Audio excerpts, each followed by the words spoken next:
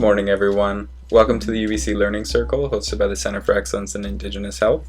Today I'm really excited and happy that Kat, a Coast Salish community activist, has come to join us in Circle and share a little bit about the history of her territories and her experiences. Before we begin, I would like to acknowledge that we are on the traditional, ancestral, unceded, and occupied territories of the Hunkaminam-speaking Musqueam people. I would also like to acknowledge the First Nations Health Authority for generously funding the work that we do here. So as a quick reminder to everyone participating today, in particular, the topics we cover can sometimes be sensitive or emotionally triggering. So if that's you for today, please engage in some self-care.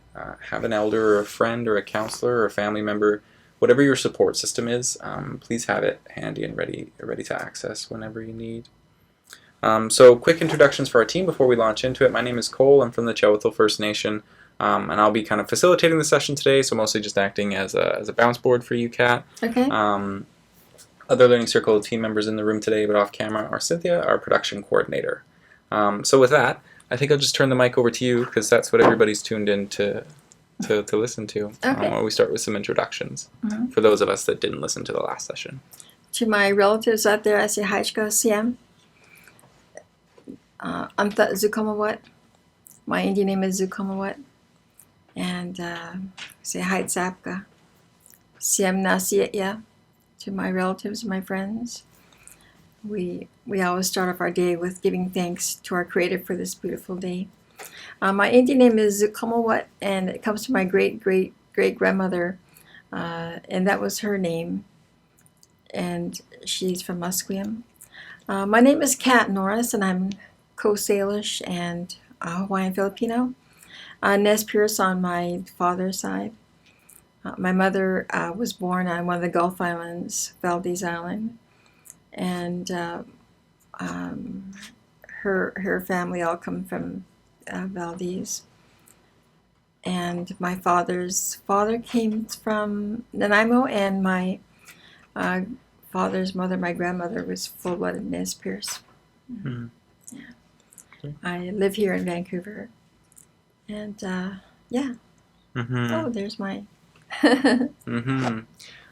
So up on your screen now, you'll see we prepared a short PowerPoint. So why don't we just launch into that, hey Kat? Sure. So this is your remote, Okay. and that button there will progress you through the slides. Okay.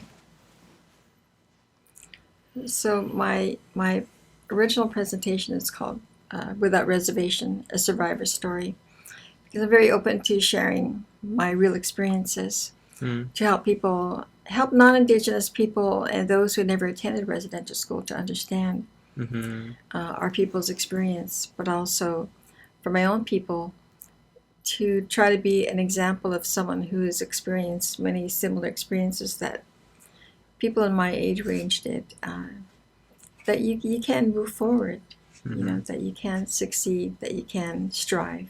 Yeah. One of our big beliefs, you know, is to understand that, you know, we are one with creation. You know, our old people, you know, really believe that, you know, we are just one part of, you know, life, one part of the environment, working within the environment. And you know, a big part of our teachings is to learn to listen to our environment. Of course, it's hard now that we live in the city, you know. But Yeah. But even though we live in the city, you know, people like myself were taught that, you know, our environment is still around us. The beauty of our ancestry still surrounds us. You know, what grows from under the ground, you know, is still part of what once was, and it still is. You know, we just have to emanate that for ourselves. You know, walk in the beauty of creation, and when you can think like that, that really helps you to have some peace. You know, when I'm on the ferry, you know, I just look and I just imagine I can, you know, see our people out there in the past, you know, living off the land and living off the sea and, you know, what comes from the sky. And I'm filled with, you know, a bit of emotion each time. And then you get back into the city, and it's, you know, it little hits you a little bit, you know. Yeah. And but I just close my eyes and imagine my ancestry, and then I'm filled with more peace again. So it's something that takes a little bit of practice. Mm-hmm. But once you learn to do it, it feels good, because a lot of people weren't able to live in the real back of the day, I call it, Mm-hmm. living off of the land, because a lot of our young people in my next generation grew up in the city. Mm-hmm. Yeah, so it's hard to really imagine. Our people, our Salish people, they still practice their traditions even after colonization, even after we were put on reservations.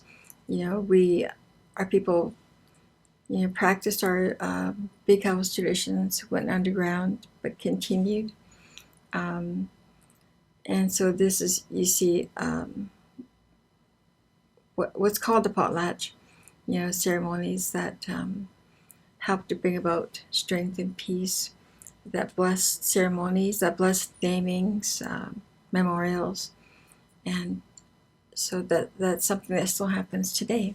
Mm-hmm. Yeah. A big part of our people's experience came after the reservation period, Mm-hmm. and a lot of our experiences about how we feel about ourselves today are still impacted by, you know, um, by the so-called leaders, who committed genocide over our people.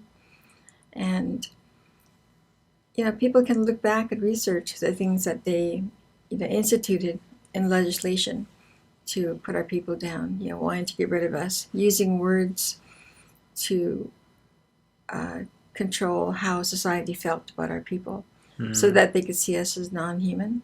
And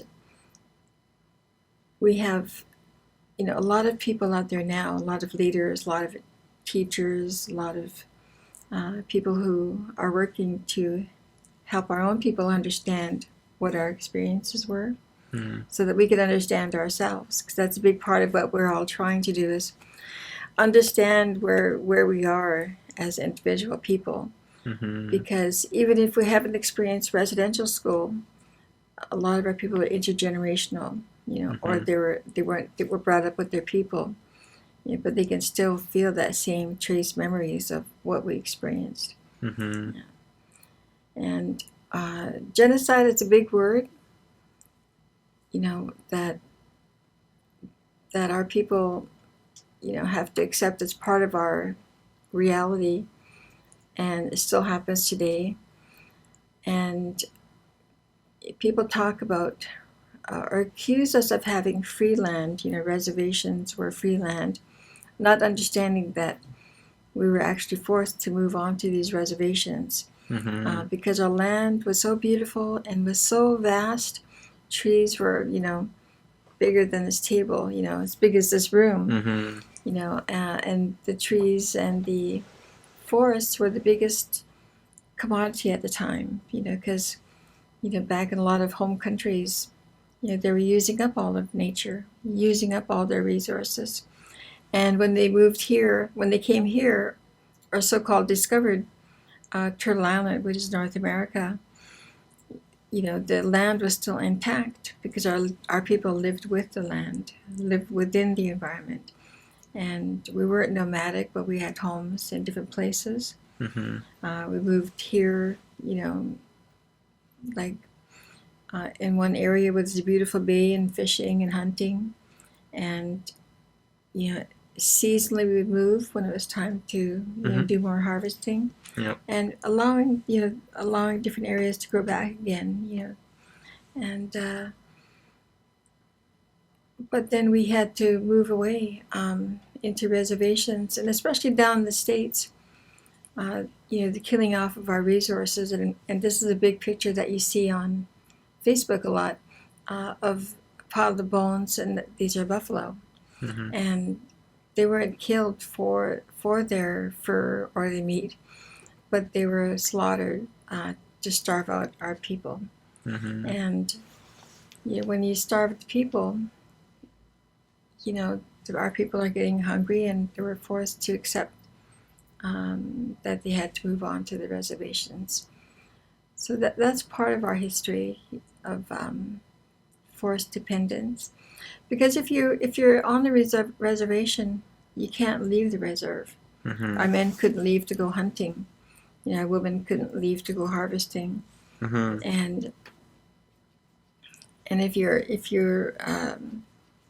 the young people see when they're growing up, they see that people aren't doing what they're doing to provide for their own families. Mm-hmm. And the deal from the Indian agents and from the government was, if you stay on the reserve and don't leave, we'll bring you your clothes, we'll bring you your food. And so what they brought was rotted food, and clothing that was taken off of people that had died of smallpox, and down south, dead soldiers, So those are the clothing that we were brought. Mm-hmm. So I believe that dependence was forced upon our people. Mm-hmm. And these people from the Dakotas, this heart-wrenching image of one of the council members, they were forced to sign an agreement for the Garrison Dam on the Missouri River.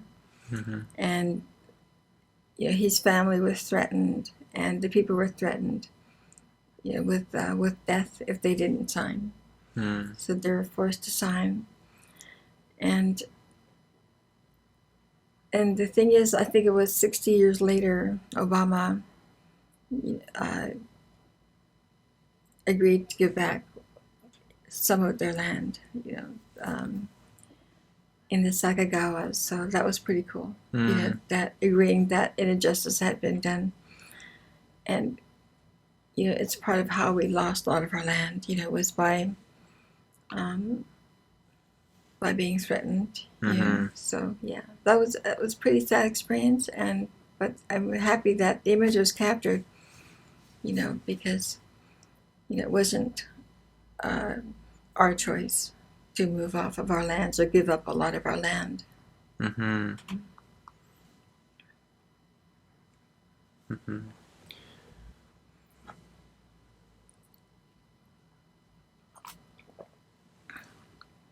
And that just talks about Mm-hmm. the return of land. Wow.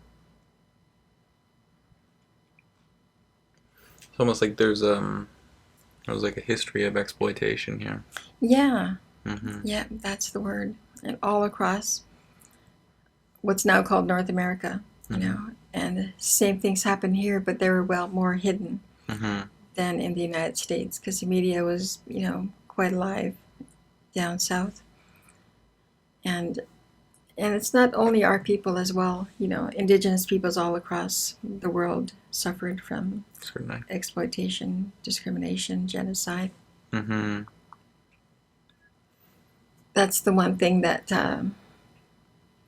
society gets really upset about, is the so-called free money that we all get. Mm-hmm. Mm-hmm. And I remember seeing an article where we were accused of receiving each millions of dollars from the government. Hmm. And I'm like, if I got $1 million, every year, why am I driving a used dented up van, Mm-hmm. living in subsidized housing, and what our, not what our people are, but what the Indian Affairs receives from the government is used to govern our people. And what the government has in trust, is in the trillions of dollars. Mm-hmm. And what our the department is given the interest off of that, and that's what our people that our governments use to govern the people and for education. So we each don't get part of that trillions of dollars. Mm-hmm. And if people could look that up and understand it, I think it would help out a lot, even our own people. Mm-hmm. I talked about how our land was beautiful, but it's really hard to find a photo of the beauty of what our land once was. And I'm very thankful for the Haida people who, fought to keep their lands intact. People travel up there to see how beautiful it is. And, so this is after development and progress. Everything was just raised down. North Vancouver, when I talk about how big the trees are, and there are like two people standing on that stump. Yeah. And and that's what this land was full of before contact.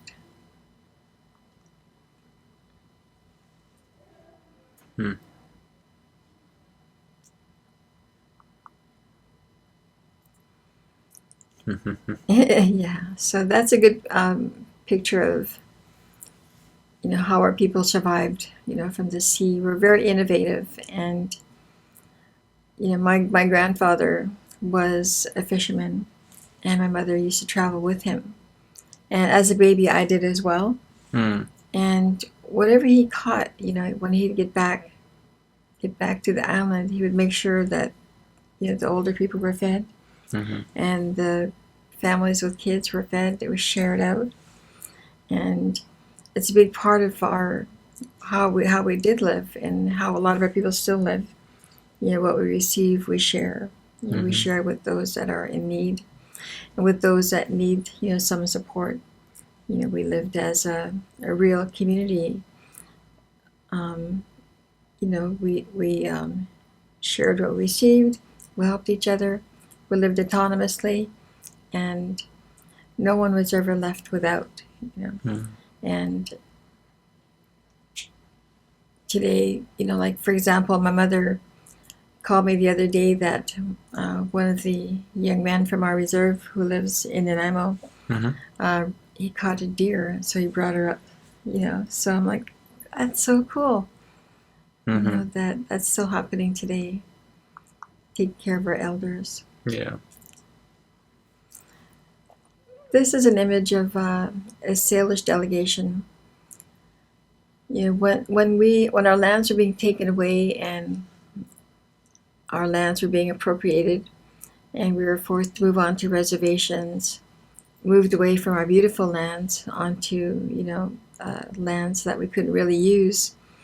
Not only the Salish people, but like the Cree people and other peoples around what's now called North America, would send delegations to the leaders to try to beseech them.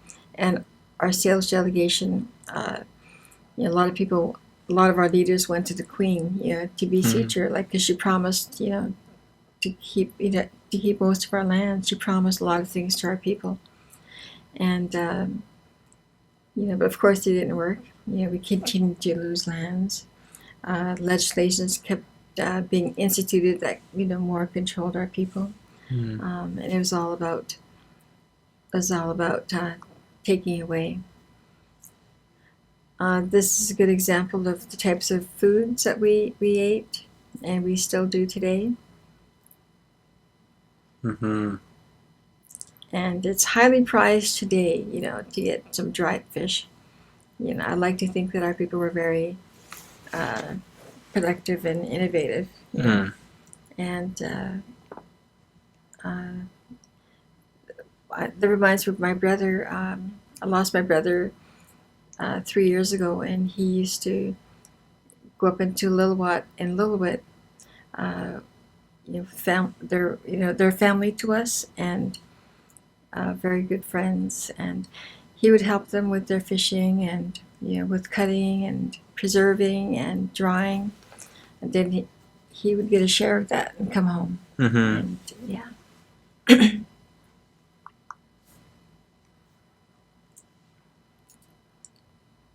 part of the way we live today is still on the sea. A lot of our young people are learning through other organizations who are bringing back our way of life, and learning the ceremonies. And water is very important to a lot of our people that lived off the sea, and it's our way to pray. It's our way to give thanks. It's our way of ceremony. It's our way of survival. And of course, that a lot of our fishing practices are, not being used anymore because there's not that much fish anymore. And a lot of places were banned from fishing. It's not our people that depleted the the bounty of the sea. But we're 5% of the population. I don't know how we can be the cause of the depletion of salmon, for example.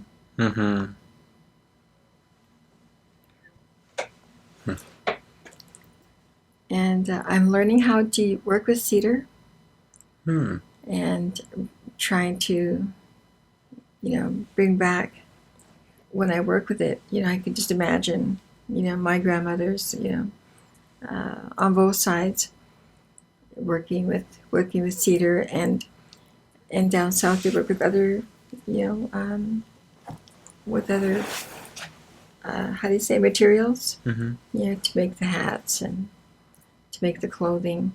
And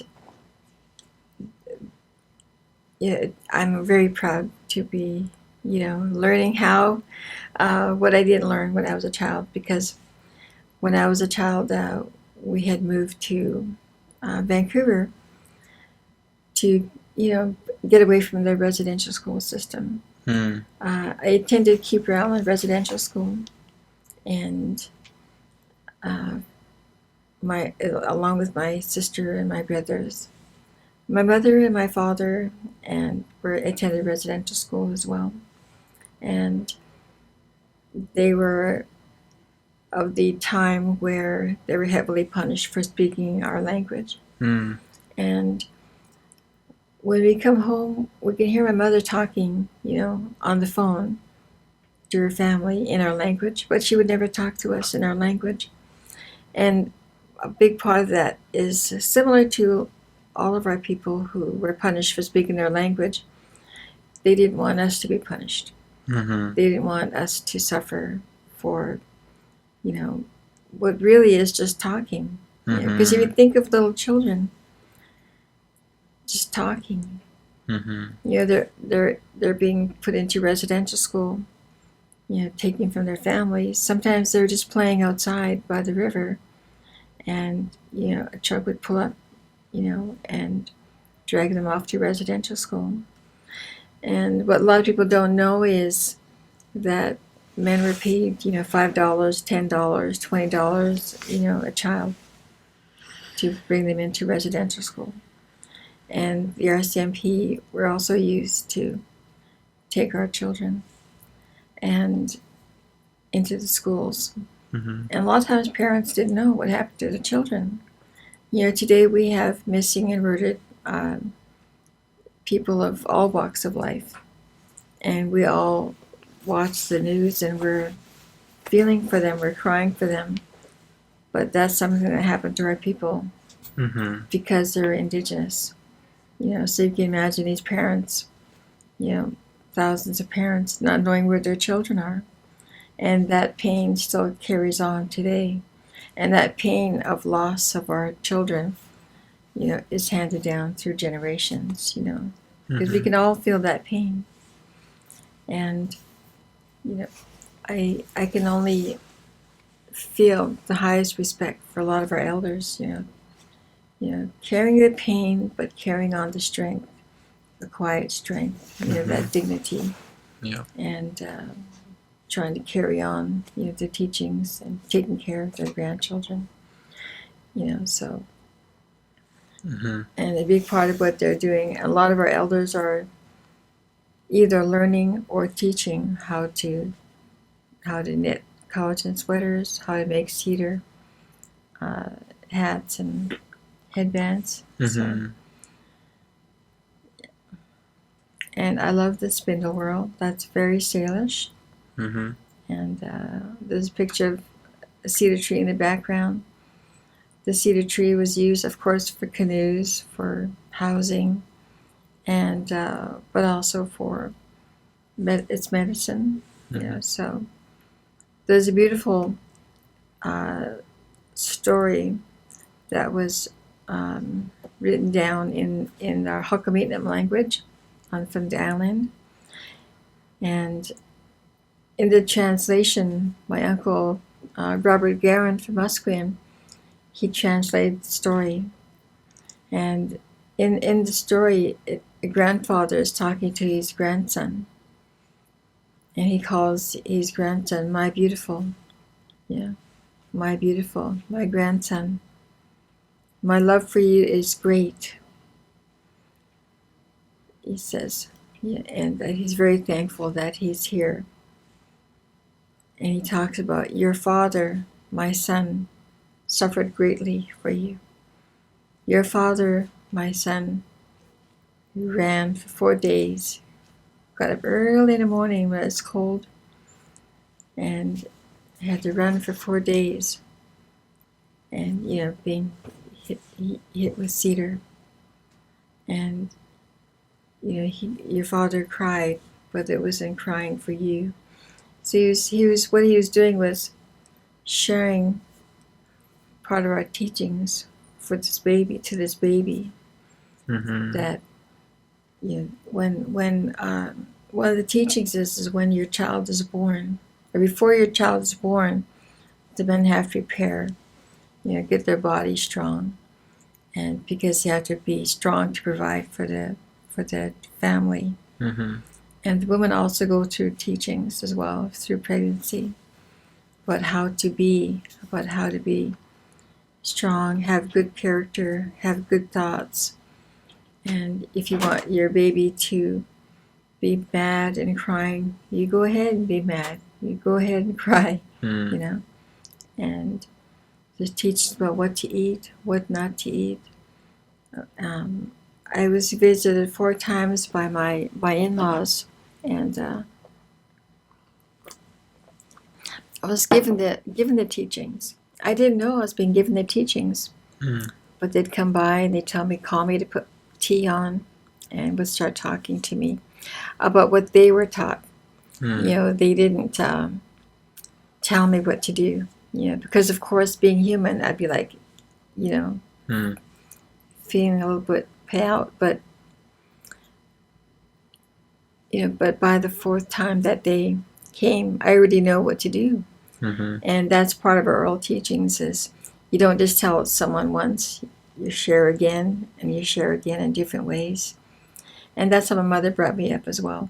But I was a teenager, and I used to say, that you already told me that, Mom. No, you just listen. And it was about discipline, and it was how to take care of your child, And so with the young men, they had to get up early in the morning and run every morning, and run. And whoever it was, the grandfather or the uncle, would be running right behind them with a cedar at their legs, and to make them keep running.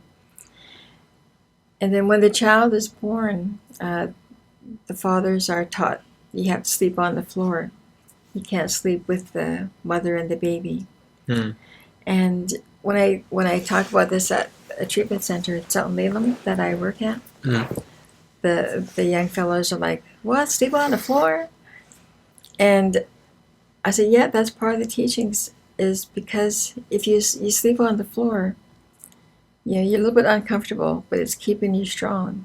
You might be cold, but it's keeping you alert, because your job is to protect the family." And the teaching is, if the new father lays with the mother and the baby, he's going to get too comfortable, and it's going to be hard for him to leave, to go do what he's supposed to do to provide for the family. And it keeps him mentally and emotionally strong.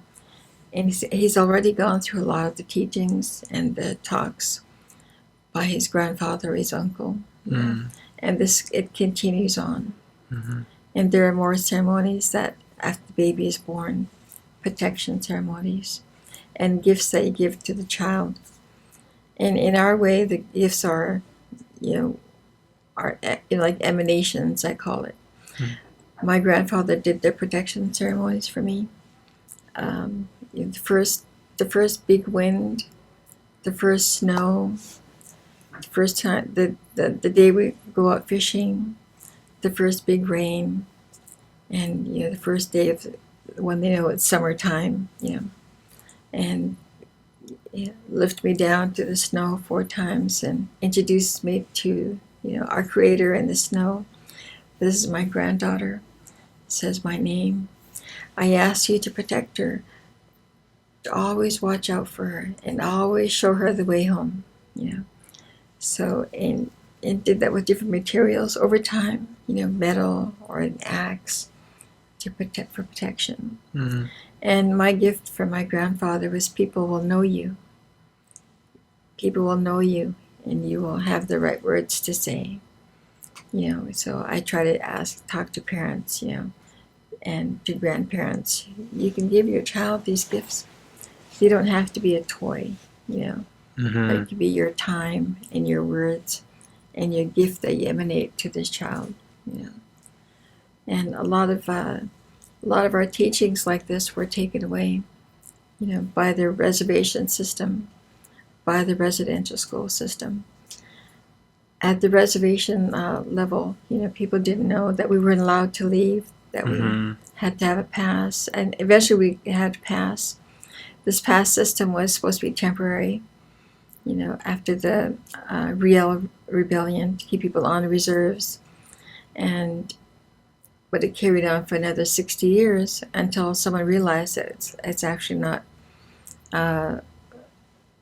legally. It wasn't illegal. How do you say legislation? Mm-hmm. I don't know all the words, but it already did its damage, in 60 years for people living in one space. Mm-hmm. And if men left the reserve to go hunting, they were thrown in jail, or sometimes driven out miles and miles away and had to walk home. It wasn't like you'd jump on a bus, hail a cab, but days and days of walking to get back home, and then had to ask permission of the Indian agent, to go home, to your families. Let's see what's on the next. At the reservation level, our men, our people were allowed to gather, but on some reserves they found ways to amuse themselves, and this bone game, and it was something to keep them active, and it was, challenging another team to play. And that still happens today. For those of us that don't know, what is the bone game? The bone game is it's where it's like a betting game. Okay. So it's like gambling. And back in the day it was goods, and today of course it's you can win money. Mm. And the idea is that one team has the bones, and the other team picks people to guess, which hand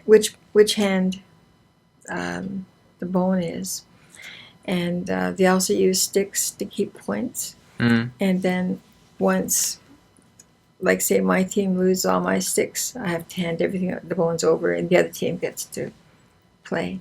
And it's fun. Powwows, a lot of times they'll have bone games, and people are up all night playing, the gambling game. I think you can look it up on the internet as well for people that want to learn how. Mm-hmm. And there are people that still make, that make the sticks and the bones, for sale. Yeah. I actually had a question of my own when we were kind of going through listening to you talk. So you went to residential school yourself. Yeah. You say Cooper Island? Cooper Island. Cooper Island. And you spoke about, earlier on,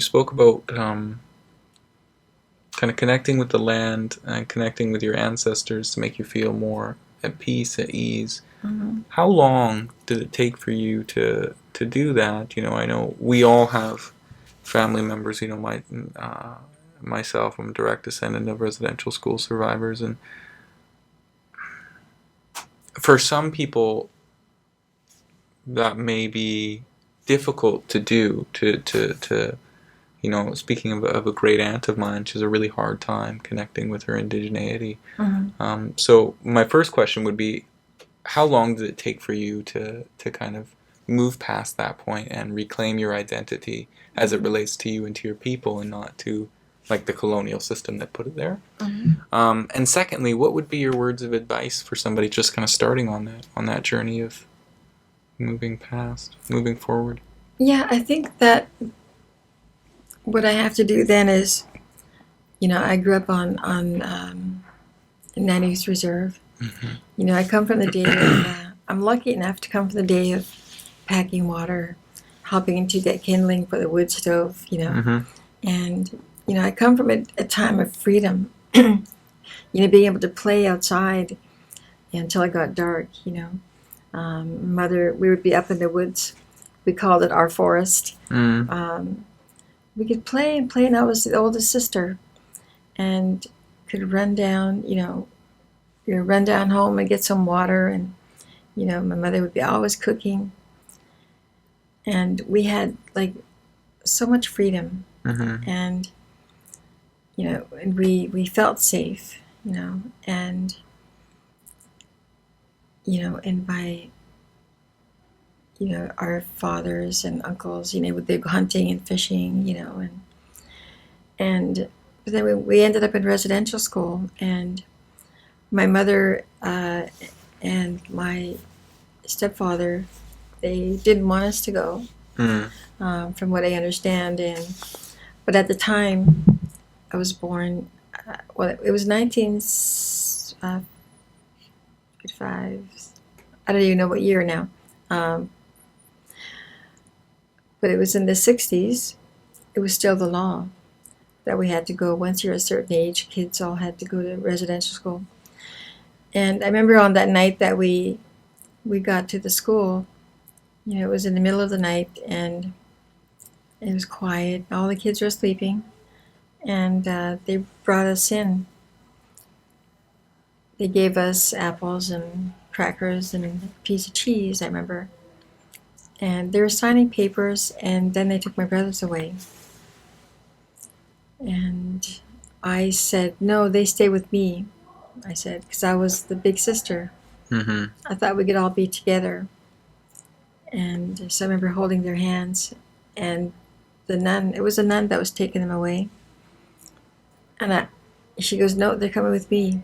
So I tried to use my big voice, like my mother taught us to use our big voice if we needed it. I said, no, they stay with me. But she just looked at me and kept walking. She had their hands. So the last time I really saw my brothers was when they were being held by their hands, walking down the hallway, looking back at me. And, I learned that I could not talk to my brothers. And I remember it was one of their birthdays, and the boys are all marching by the girls' side to go to this school. And they all had the same gray, like I call it Paul Anka sweaters, and their hair was just so. But I wanted to tell one of my brothers happy birthday, so I ran. Ahead of them. And I was warned, like, don't talk to them. And so I thought I'd better listen, but I said, happy birthday. I kind of whispered, happy birthday. And my brother lifted his eyebrows up, but he kept walking.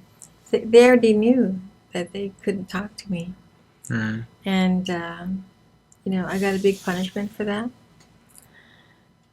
And I used to send word, can you watch out for my brother? I told them their names, I couldn't protect them, but I tried my best, but I couldn't protect them from, what came next, to a lot of children. I was one of the ones that was sexually abused by the priest and by a nun that everyone liked. She was so nice. But in my memory, I do remember before residential school being molested by what I learned as an adult were residential school survivors, Mm. And so by the time I got to the school, I was like a perfect victim, because I became pretty quiet, and so a lot of the girls and the boys were molested by this priest, Father Lopsinger, on an airplane, his little airplane, or when taking us to the dentist. And the dentist also was an abuser as well. Mm-hmm. And that's when I really lost myself. When a lot of us that deal with trauma, we go away from ourselves. And I know the exact moment when, because we were in the dentist office, and the priest was calling me over to him, and I said no. I was trying to stand up for myself, and he came after me. So we're running around the waiting room of the dentist office, and I ran behind the couch and I pushed it away and I pulled it to me. And he said, "That's okay, I'll just take someone else." And at that moment, I looked at the door of the dentist room, and I'm like, nobody's helping me. Mm. Nobody's helping me, is what I thought. No one's going to come to help me. And then my arms just dropped. And then that's when I don't remember a lot after that. My brothers and sisters remember a lot of things, but I can't remember, because I just, went away from myself. And and it was after the third year, my mother moved us to Vancouver. But that was a good move. Mm. But that was also the first place where I experienced racism. We did in school, so it was very bad. So when your mother moved you to Vancouver, you didn't have to go to residential school anymore? Did you get into the public system there? Yeah, we went to the public system, and which was just as bad because of the racism, and we didn't know we were any different. We didn't know why they were treating us, not talking to us, making fun of us, throwing rocks at us, until someone said, "Why don't you wash that brown off your face?" We looked at each other. We just didn't know. We had no clue that we were different. That we're native, that we're brown. We had no concept of that. But we soon learned, that we were different because the kids told us we were different, and so that was pretty much hell. And we defended ourselves as best we could. Our mother taught us to ignore them, but eventually each one of us had to fight, and defend ourselves. We took care of business, as we say, and then they would leave us alone for a while, but it started all over again. But the biggest thing was we moved away to Los Angeles, in California. We got away from everything. We got away from racism. We got away from the residential school system. We got away from the intergenerational abusers. We got away from everything. And I think that's a big part of what helped me today, because we got away from it all. But we moved back at 19, when I was 19 years old. And I fell back into the insecurities and the feelings of not being safe. And I went back into the vulnerable self. But at the same time, I had some strength, from what I learned in Los Angeles, how to take care of yourself, how to do, I just learned to have a voice. And I sort of very organically joined the American Indian movement. They were in town in Vancouver, fighting against the extradition of Leonard Peltier. And I learned about, what happened to our people. I learned that what happened to me was intentional. I learned about genocide, about how our people were slaughtered and experienced massacres, all for the land. It was all about about the beauty of our land that we lost. I learned that I didn't speak my language because our parents were too afraid to teach us. Then I became angry, Yeah. But when it came to interpersonal relationships, I was lost. And yes, I gained the strength on the one hand for my people, but for myself, I was still, felt insecure, felt vulnerable and lost. And because at the residential school level, nothing you do is right. Nothing you do is right. Everything you do, there's something wrong with it. For example, one of our jobs was to clean the whole auditorium, dormitory. And we each had our 2 squares. And the Sister Lenita, the head nun, would throw a bucket of soapy water. We had our 2 squares and had to scrub it all the way down. Then we'd get new rags and take up the water. And then we dry it. Then she'd throw rinse water, rinse it all, then take it all up. And then we wait for it to dry. And then we wax, containers of wax that we thrown down. We'd wax our 2 squares all the way down. And then we'd wait for that to dry, and then we scrubbed it loose. And then one of the bigger girls got to shine it all up. And once all that was done, then the Sister Lenita would come with her hand behind her back. And if she saw one little speck of anything, we're waiting. We knew we did a good job, and we're, now we're scared. We're waiting. And she looks at the whole entire floor, and if there's one little scuff, we get yelled at. You can't do anything right. You're so stupid. What's wrong with you? And another buckets of soap would go on the floor. We had to do the whole thing over again. And I think, that experience of, major punishment for minor infractions is what our people, still suffer from today. If we don't think we can do anything right. We don't think that's for us. I see that, in a lot of our parents and grandparents, with their grandchildren and children. Because I work with a lot of people for the last 20 years. I work with a lot of families, and kids are getting in trouble for little things, that aren't a big deal. I even did that myself, until I saw what I was doing. And, I saw the fear of looking at my, son's eye, and I cried, I'm so sorry, and I gave him a big hug.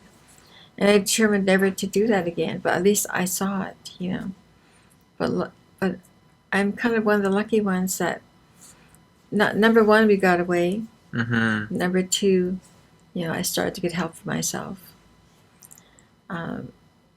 Because as a young woman, having been abused by 10 different abusers before I was 10, including intergenerational, including the priest, including the nun, a part of me felt that that's what I'm here for, and that's what I'm here for. So I used to give in and act out, because I thought that's what I'm supposed to do. Until the more help I got, the more strength I gained. Seeing myself, but I couldn't see myself before. And, I know a lot of our people deal with the same thing, whether they're male or female, once you're abused, or if you've been abused enough times, you assume that's what you're put on this earth for, even though logically, it's not. Your body doesn't listen to your heart. Yeah.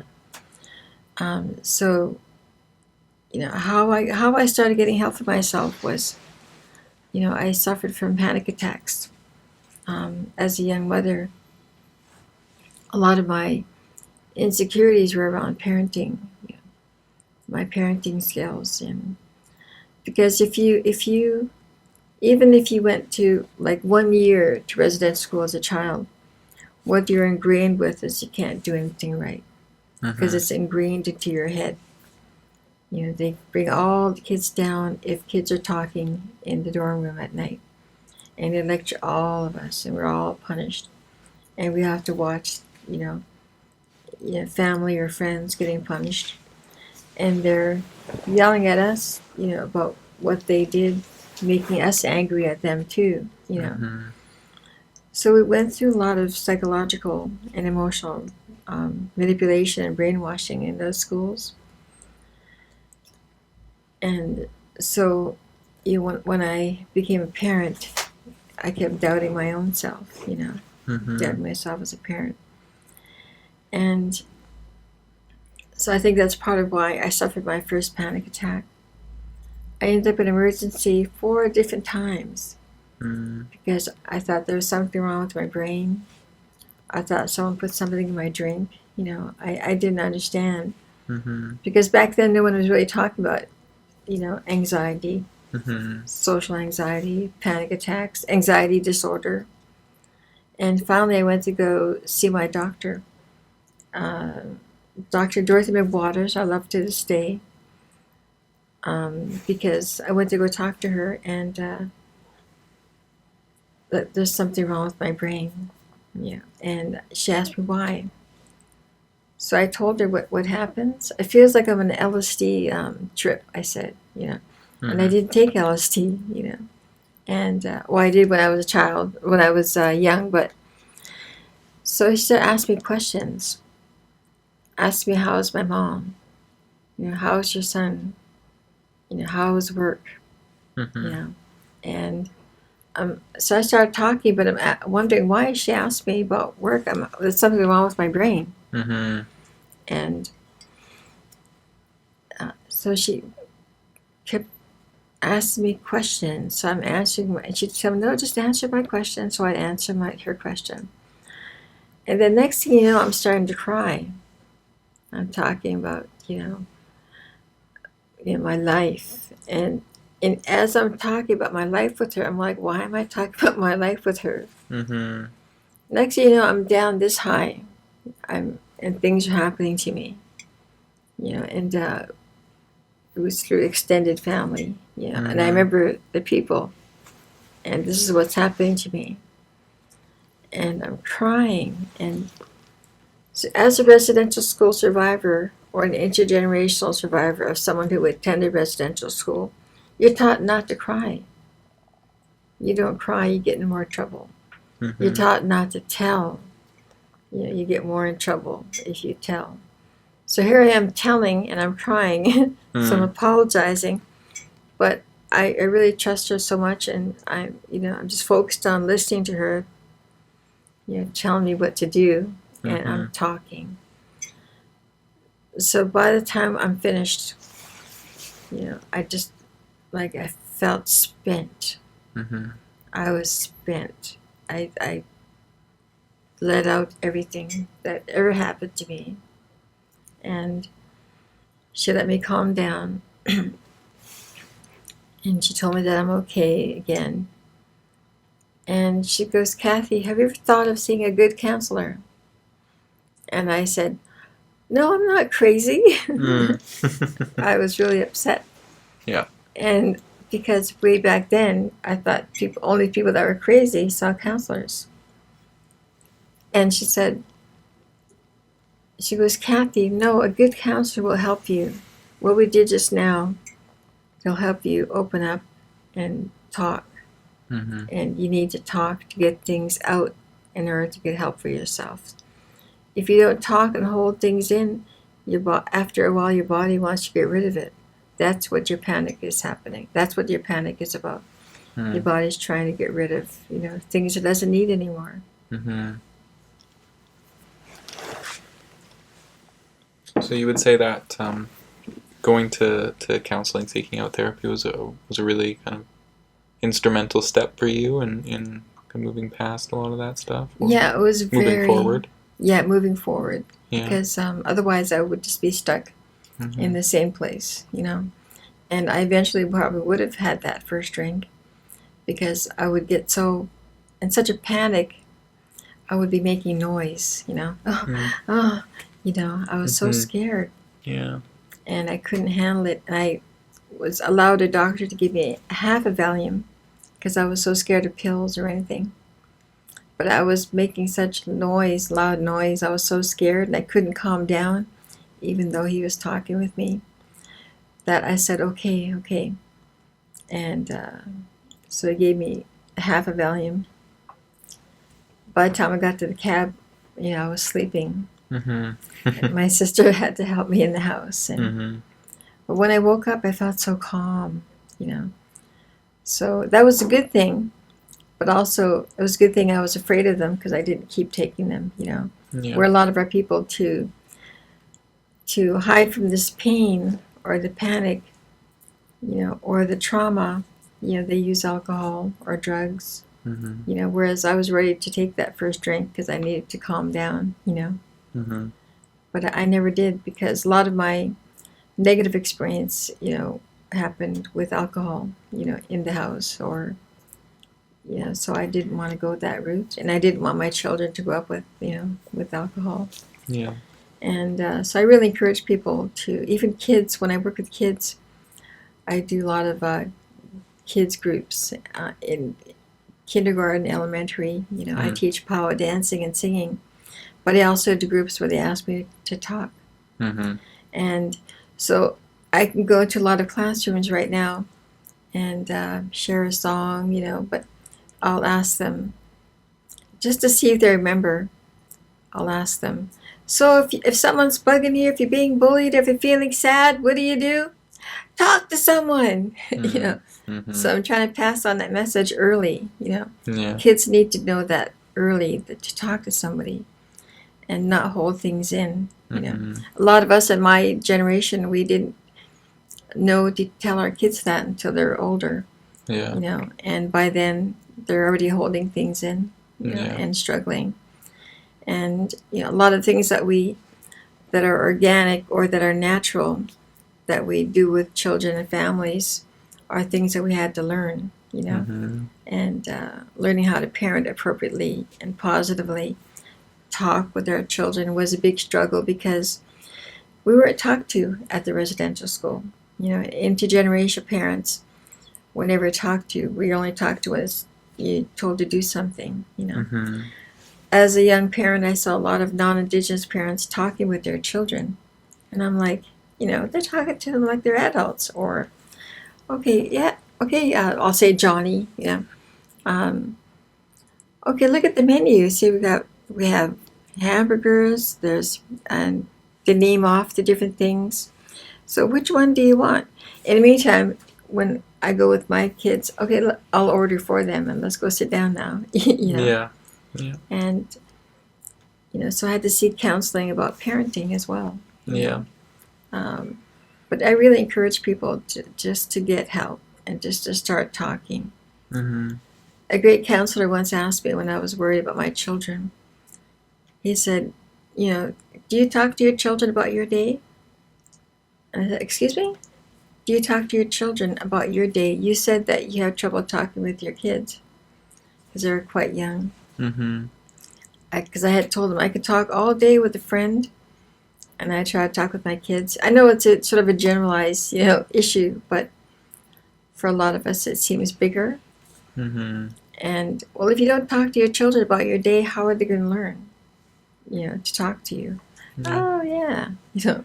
Yeah. And if you don't walk your children how to get a cup, you know, how are they going to know, you know, to go get a cup? Because I remember I was saying that my sons didn't listen. Like, I just wanted to go get their cup so we can have some juice or something. Yeah. Have you ever taught your children how to go get a cup? You know, and I look blank, and he goes, "Well, you have to learn how to teach your children. You know, you have to take your child to the kitchen. Okay, let's walk to the kitchen. See the cupboard. We're going to open the cupboard. Oh, there's the cups. So we're going to get a cup. Mm-hmm. You know, when your children sees that, you know, he learns how to get a cup. You know, all the very basic things in life you have to teach your children. You know? Mm-hmm. So I had to learn how to be a parent, you know. Yeah. So I'm going to check what we have here.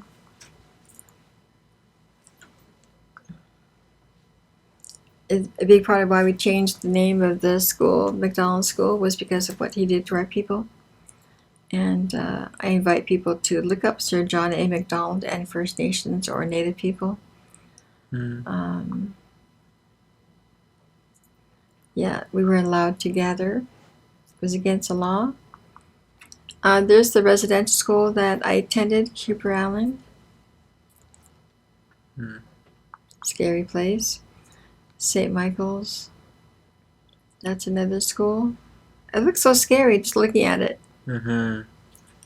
Praying for my friends that actually went there. And I wanted to make sure to show my grandfather. He's the one with these hands on his hip. Mm. And that's my step-grandmother sitting down. Mm. And he was a very hard-working man. It's something I wanted to share with people that are listening, that a big part of my strength comes from my grandfather. And because he was a hard-working man, you know, he went out fishing. Every morning he would get up on the island. You know, he'd start the wood stove, get the water going, make his coffee, and then put water in the tin, you know, bowl, wash up. Mm-hmm. You know, and then he'd head out to go fix a net or go hunting or go, you know, fishing. He's always doing something, always busy. Mm. And, you know, he really loved me a lot. And, you know, did all the ceremonies for me, for protection, always talked to me. Mm-hmm. And the thing is, I talk about him a lot, but I didn't really know him. Yeah. But my mother, I think it's a lot of times it was when I was feeling a little down, you know, all of a sudden she'd say, yeah, you know, your grandfather was a hard-working man. Mm-hmm. He was always friendly, always, you know, making people laugh, you know, always busy. Get up early in the morning, put on the hot water, get the stove going, wash up, make his coffee, then he'd be gone. Mm-hmm. And he really loved you. He did ceremonies for you. So mother told me that throughout my life, young life. And Yeah. sometimes I was thinking she had told me this already, but no, he just listened. So she told me so often that it became a part of me. That, you know, so that's what I feel Mm-hmm. as my strength. Mm-hmm. Yeah. And so when I talk to, you know, my groups or the treatment center family, you know, the clients, I tell them that story in a little more detail. And that's what oral teachings is about. Mm-hmm. You know, it's not, oh, siyam nasi, yeah, you know, that's oral as well. But it's talking, you know. Mm-hmm. So I say that if someone tells you about your uncle, or, oh, I knew your uncle, or I knew your father, or I knew your grandfather, you know, he was a funny man. You know, my belief is real, that it's not the person talking to you, but it's your grandfather, it's your uncle, it's your auntie that's saying, hey, how you doing? I'm here with you, you know. Mm-hmm. And so when my mother, she still do it again today, we'll talk about him. You know, I know that he's here. Like, I accept that now, you know. Yeah. I have, can I ask how long we About another 5 or 10 minutes or so. have? Okay.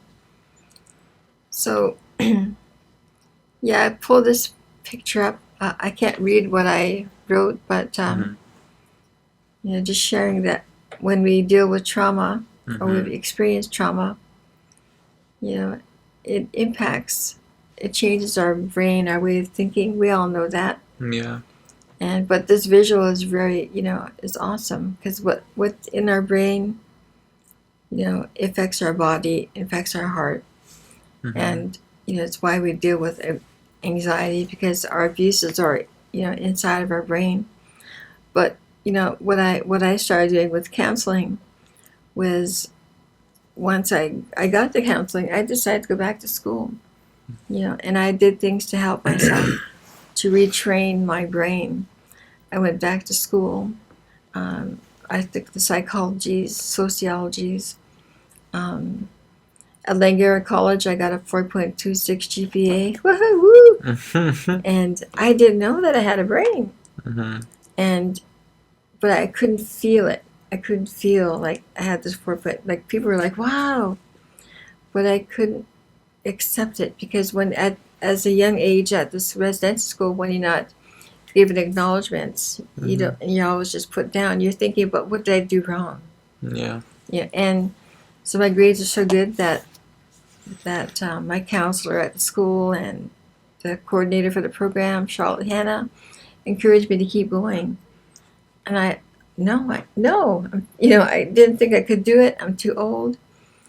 But two of the staff drove me to Langara to take my LPI test because my grades were transferable, for one thing, and my grades were good. So I took the LPI test, and I got level 4. And the highest is level 5, and the average is 3.5. And even the testers were teasing, I think we better test you again, And I was laughing, and I'm like, wow, I do have a brain, and I had to learn how to accept that I'm intelligent. No one ever told me that I was smart before, And so I started practicing retraining my brain. When I was getting anxiety attacks, I took an assertiveness training program at Britannia, and the evening courses, and they taught us how to retrain our way of thinking. When you go into a panic attack, calm yourself down, your whole body, head to toe, and fill yourself with a positive affirmation. And I used to think that was very, new wavy and wishy-washy. Right. But I had a big panic attack, and it was at the Friendship Center. I went downstairs and I closed the shower room, and I did it, relaxed my whole body. I'm confident. I'm so confident. I'm very confident. And when I opened my eyes, I felt calm. I did it myself, for the first time. So I learned that a lot of the things that you can take, these programs, these workshops, practice what you're learning because it really helps you. And what I wanted to make sure to share before I finish today is we think about our roots today as the pain, as our people's pain, as our ancestors' pain, because that's what we know. Yeah. We know what our people went through. But it's so important to change those roots into our ancestry, our ancestors, the beauty of our teachings. And yes, a lot of our people didn't learn, but it's there for you. We have it inside of us. I think it's called trace memories. We feel the pain of our people, but let's learn the beauty of our people, the strength of our history. My grandfather was a hardworking man, and I'm always told that I'm always keeping busy, but I was taught to keep busy, If I was still living on the island in the old way, I'd be out, fishing, making nets, but I live in East Vancouver. It's not safe for a woman to go out at 6 o'clock in the morning, to go I used to go for a jog every morning. And it got to be so warm that I would leave at 6 o'clock in the morning to do my jog. Because I believe that our people always kept fit. They were always busy, and I drive, so I have to do other things, to keep fit. But yet, let's learn, what your traditions were. If you didn't grow up with your family, you can look up, if you're a Cree, what are the Cree beliefs? If you're a Coast Salish, if you're from Lillooet, if you're Inuit, what are those teachings? You can get that for yourself and take it as your own. So, and I left the leaves up top. I thought if I focused on that, I was going to get at the computer and ask people to, to give some ideas. But, your healing, it's also a matter of perspective, I'm a grandmother now, and, I'm still healing, it's a lifelong journey, but I love to learn, and I love to help my people, and that's a big part of why I was happy to do this. To try to help in any way I can, to be an example of someone who had a beautiful young life, then residential school separated my family, took away the bonds between parents and siblings, and suffered through intergenerational abusers, and shut down. I was a very quiet child, but I worked hard to get to where I am. I took theater training. I was petrified, but I knew I needed to do it because my whole focus in my young life was being a voice for my people. Because my grandfather said, "You will know what to say. People will know you." So that was my drive, and I took assertiveness training, and then I took public speaking. All that to get this bit of voice that I have. If I didn't do all that, I wouldn't learn the confidence to do what I feel that I'm here for, because we all need a purpose. And I feel that my purpose is to try to uplift my people and to enlighten non-Indigenous people to our real history, because non-Indigenous people don't know why our people are struggling. They think that we can just get over it.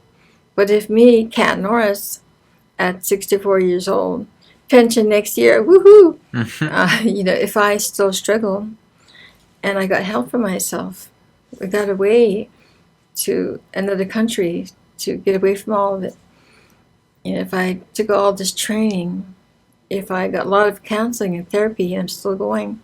If I still struggle with, putting myself forward. Oh, I can't do that. I have to talk myself through to do something. How I feel for our people that never got help for themselves. I feel for our, adults in my age range and the next generation who never got counseling or using alcohol because they think that's the way. I'm thinking if it's hard for me still, how is it going to be for them? So I'm trying to do my best. And while dealing with my own struggles. But if someone like me, I have lupus, I have Morton's neuron on my feet, I had a stroke last year, but you can keep going. My mother says, you've got to learn what you can do. Don't think about what you can't do anymore. And those words help me to get back to work again, I do honorarium work now, so. Great.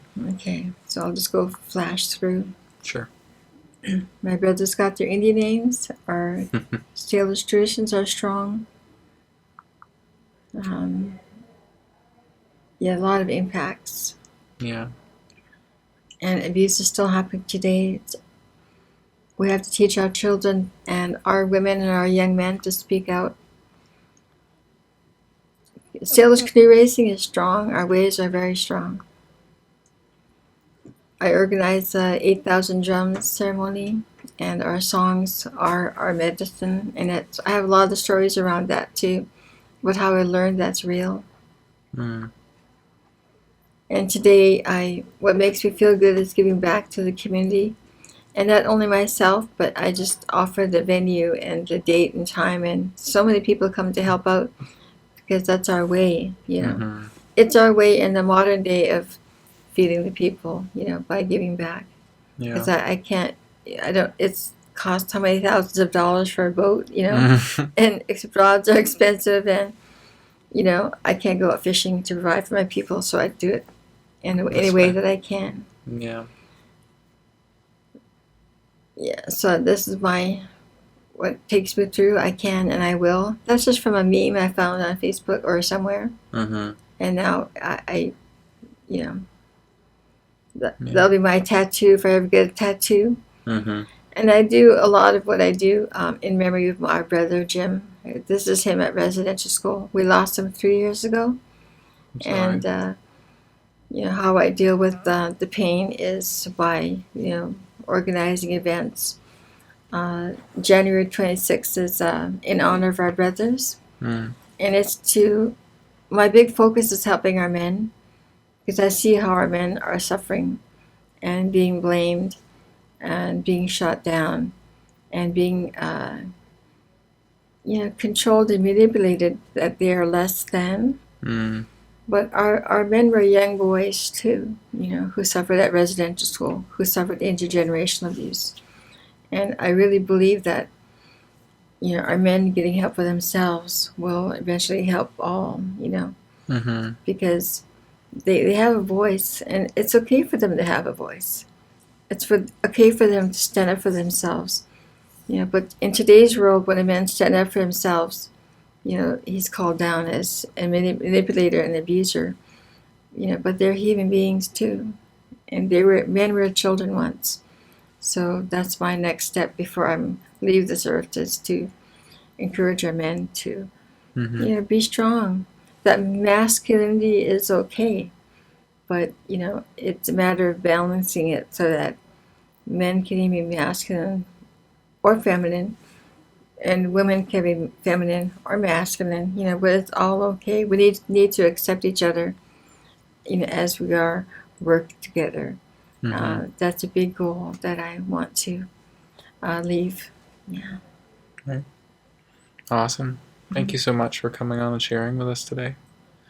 I think to try to sum it up, that you had